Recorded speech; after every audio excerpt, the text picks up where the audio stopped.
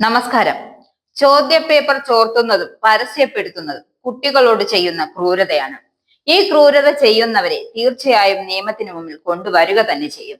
Academic ധാർമ്മികത പുലർത്താത്തവരെ സമൂഹം തന്നെ തിരിച്ചറിഞ്ഞ് ജനമധ്യത്തിൽ കൊണ്ടുവരും.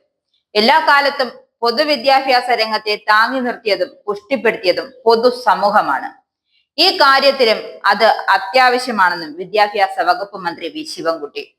ചോദ്യപേപ്പർ തയ്യാറാക്കൽ സംവിധാനം നവീകരിക്കുന്ന പരിശോധനകളുമായി സർക്കാർ മുന്നോട്ടു പോകുമെന്നും ടേം പരീക്ഷകൾക്ക് ചോദ്യപേപ്പർ തയ്യാറാക്കുന്ന പ്രക്രിയ മറ്റു ആധുനിക സാങ്കേതിക വിദ്യകൾ പ്രയോജനപ്പെടുത്തി കൂടുതൽ ചിട്ടപ്പെടുത്തുന്നത് ആലോചിക്കുമെന്നും മന്ത്രി വ്യക്തമാക്കി. KER അധ്യായം 8 റൂൾ 11 പ്രകാരം ആന്തരികമായി എഴുത്തു പരീക്ഷകൾ നടത്തി കുട്ടികളുടെ പഠന പുരോഗതി വിലയിരുത്തുന്നത് ഉത്തരവാദിത്വം അതത് സ്കൂളുകൾക്ക് പ്രധാന അധ്യാപകരിൽ നിക്ഷിപ്തമാണ്. ഇത് പ്രകാരം സ്കൂൾ അടിസ്ഥാനത്തിലാണ് ചോദ്യപേപ്പർ തയ്യാറാക്കിയിരിക്കുന്നത്. 1980കളോടെ സ്വകാര്യ ഏജൻസികൾ ഈ രംഗത്ത് വലിയ തോതിൽ കടന്നു വരികയും അവരുടെ നേതൃത്വത്തിൽ ചോദ്യപേപ്പർ തയ്യാറാക്കി വിതരണം ചെയ്യുന്ന തരത്തിലേക്ക് എത്തുകയും ചെയ്തു. ഇത് കച്ചവട രൂപത്തിലേക്ക് മാറി. ഈ പ്രവർത്തനം ഒട്ടേറെ ആക്ഷേപങ്ങൾക്ക് ഇടയാക്കി. ഈ ഘട്ടത്തിൽ തന്നെ അധ്യാപക സംഘടനകളും ചോദ്യപേപ്പർ നിർമ്മാണവും അതിന്റെ വിൽപ്പനയും നടത്തിയിരുന്നു. 1996-97കളോടെ പല സബ് ജില്ലകളിലും AEമാരുടെ നേതൃത്വത്തിൽ സബ് ജില്ലാ അടിസ്ഥാനത്തിൽ അധ്യാപകരെ പങ്കെടുപ്പിച്ച് ചോദ്യപേപ്പർ നിർമ്മിച്ച് വിതരണം ചെയ്യുന്ന സംവിധാനം നിലവിൽ വന്നു.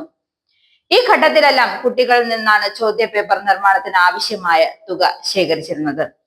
2007 കഴിഞ്ഞാണ് കേന്ദ്രീകരിച്ച് ചോദ്യപേപ്പർ നിർമ്മാണത്തിലേക്ക് കടന്നത്. ഈ ഘട്ടത്തിലും ജില്ലാ അടിസ്ഥാനത്തിലാണ് ചോദ്യപേപ്പർ നിർമ്മാണം ഉണ്ടായിരിക്കുന്നത്.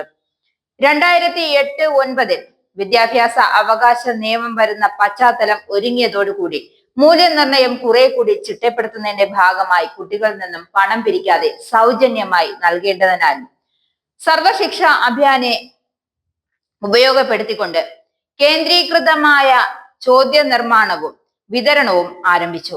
ചോദ്യപേപ്പറുമായി ബന്ധപ്പെട്ട വിവാദങ്ങളും ഇത്തരം ഒരു തീരുമാനത്തിലേക്ക് നയിച്ചിട്ടുണ്ട്. പരീക്ഷകളുടെ സ്വഭാവവും രഹസ്യാത്മകതയും ഗുണനിലവാരവും നിലനിർത്തി എങ്ങനെ മുന്നോട്ടു പോകാമെന്ന് ഗൗരവമായി ആലോചിക്കുമെന്നും മന്ത്രി വ്യക്തമാക്കിയിട്ടുണ്ട്.